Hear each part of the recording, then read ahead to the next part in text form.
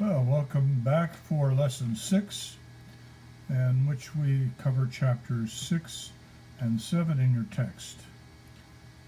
Chapter 6 is titled Quality Control Procedures. We start with an overview of quality control and four different aspects. Number 1, the statements on quality control standards, SQCS acronym. Be sure you recognize that one when it appears on a test. These statements are issued by the Auditing Standards Board, ASB, and they relate to the activities of the firm as a whole rather than to any particular part of the auditing process itself. Second, quality control procedures assure that the firm meets the responsibilities to the clients. So we're speaking of the quality control of the auditing firm itself, or the CPA firm. Number 3, policies depend on the firm's size, structure, and the complexity of its practices. Surely there would be considerable difference between the quality control implemented by say a 3-man partnership versus something like Deloitte Touche, which has over 5,000 associates. And finally, number 4, deficiencies in these quality control procedures do not necessarily indicate a lack of compliance with generally accepted auditing standards. They are more in the way of ideals to be aimed at, perhaps achieved, perhaps not fully. Secondly, the elements of quality control proceedings include the following 7 items. Number 1, minimizing engagements with management that lacks integrity. Clearly the firm should want to deal only with firms that are of the highest quality, and firms where we're going to have negative opinions we want to avoid even before we take on any engagement. Third-party inquiries of the client's reputation are helpful in this regard. Also, evaluation of the auditing firm's ability to serve the client. And finally, continuous reevaluation of existing clients for compliance. Second element is relevant ethical requirements. There are 3 points to make here.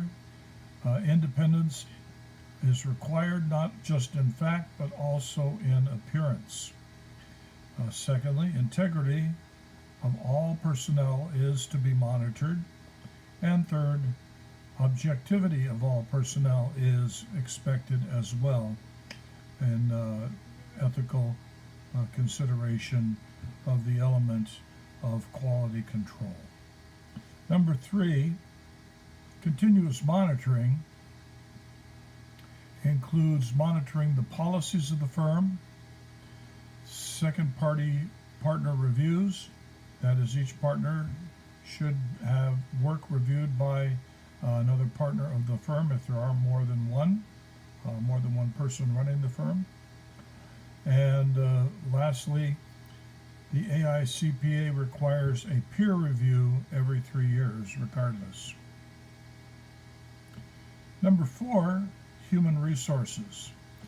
This is often overlooked in corporate practice, but human resource management is a issue of growing interest and concern to all businesses, especially to accounting firms.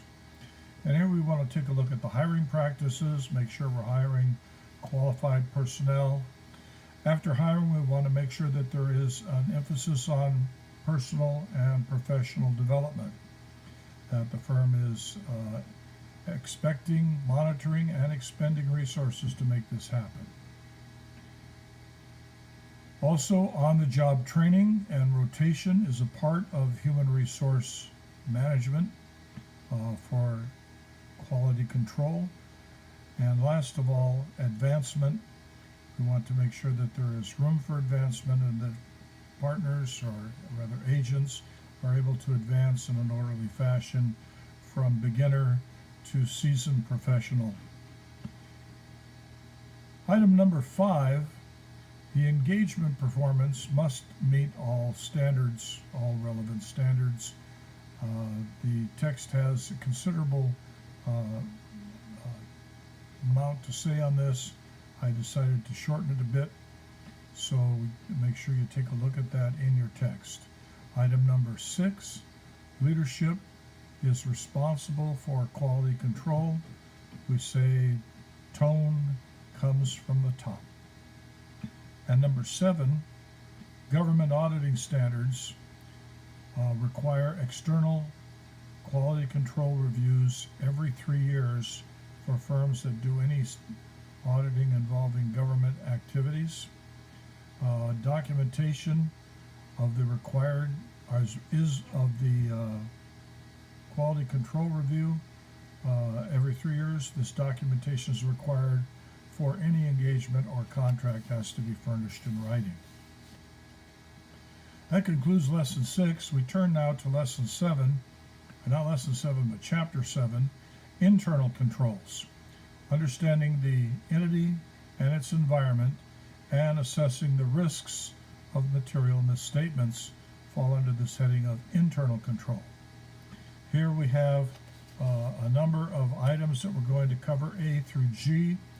And item A talks about the definition and objective of internal controls. 3 things to note. Reliability of financial reporting is the key here if one is to audit the financial statements. Number 2, effectiveness, internal audits in particular, and compliance with laws involving tax audits. So in this definition objective, we identify 3 different levels of work: the financial audit, the internal audit, and the tax audit. And each of these has its own associated characteristic that is a part of the internal control component. Item B, the parts or components of internal control we can summarize in 3 topics. Topic number 1, the control environment. This is generated by attitude and awareness of the firm. A number of things we can say here. First of all, management's integrity and ethical values and reaction to violations are key here. Even violations considered immaterial are suddenly more serious if they are fraudulent, and we'll address that a little bit more later. Next item, management's philosophy and operating style is considered. For instance, how the budget system works. We have top-down and bottom-up budgeting processes, and each of those is reflective of a particular management philosophy. Not that one is better than the other, all are good, but each has to be appropriate to the type of firm and the audit and auditor involved. We also take a look at organizational structure and the assignment of authority. How is the firm structured with regards to authority? Will have a lot to do with internal controls. We also look at the board and audit committee participation. These are crucial for all types of control. We also look at human resources management, policies and practices. And last of all, under the setting of components, we consider the external influences, namely government regulations and compliance with those regulations. Item number 2 of the components of internal control is risk assessment. And this is risk assessment can change due to changes in the operating environment.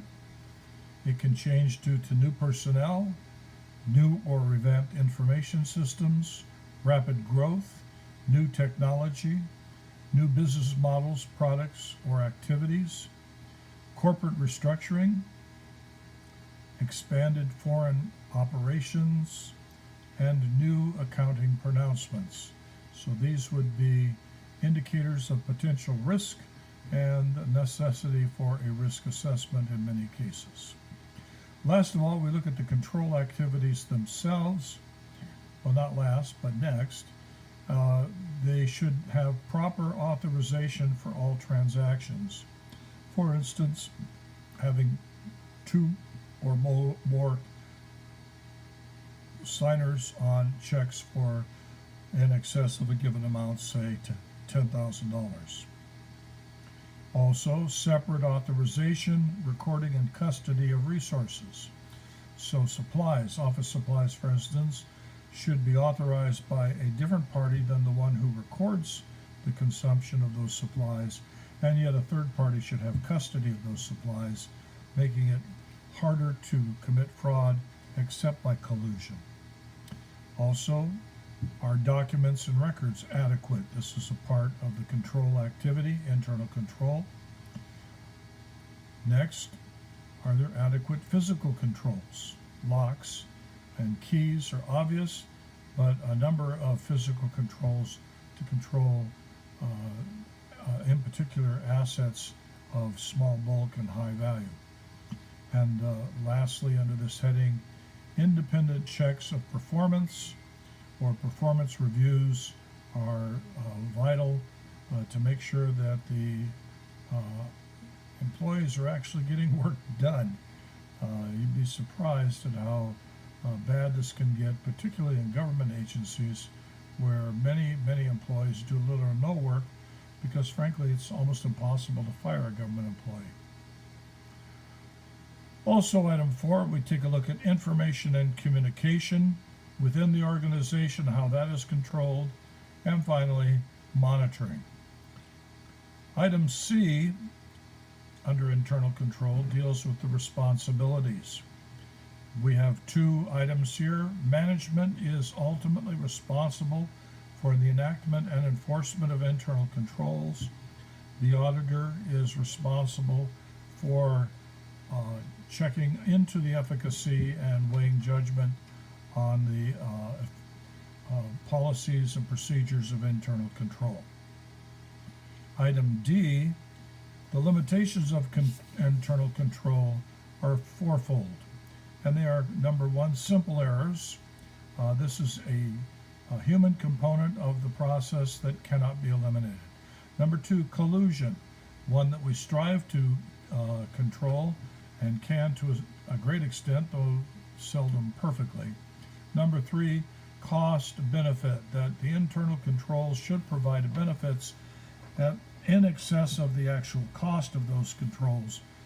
We don't want to overspend trying to control every last penny. It may not be worth the little bit of extra control that we get. And finally, regular tests of the controls. Part of the auditor's function is to probe and test to see where the controls might possibly break down. Item F, the documentation of internal control. Responsibility of the auditor is to indicate with a chart or a narrative or a graph or a picture or some other fashion how internal control operates. The most difficult to produce and the most useful to read would be the chart of external and internal controls. And finally, item G, we look at external auditors and internal auditors and the quality that we emphasize with each. For the external auditors, we emphasize their independence. Internal auditors really and truly are not independent. Instead, with them, we measure their objectivity. How careful are they in performing their tasks, even though they are employees of the firm that they are performing the audit services for. Lastly, as we read through the text, in Chapter 7, from page 55 to page 63, we have several pages of discussion issues, and we will pay attention to that in class this Friday evening coming up. So bring your book along, be prepared to scribble a few notes. There's some very interesting situations there calling for your judgment as a budding auditor and audit expert. I look forward to seeing you in class this evening. Congratulations on all the assignments. They have been done quite excellently. I have been relatively strict, deducting points here and there for incompleteness or for confusing statements or maybe possibly misleading statements. And if you see a point or two deducted, you may want to ask me actually, what was that deduction for? Could you explain to me? Usually it's just a matter of not giving an adequate discussion. When the chapter asks a question saying, discuss this or that item, a discussion consists of, well, just to count, a minimum of 3 sentences. One sentence just won't do it. Okay, we look forward to seeing you this evening. Thank you for watching this video.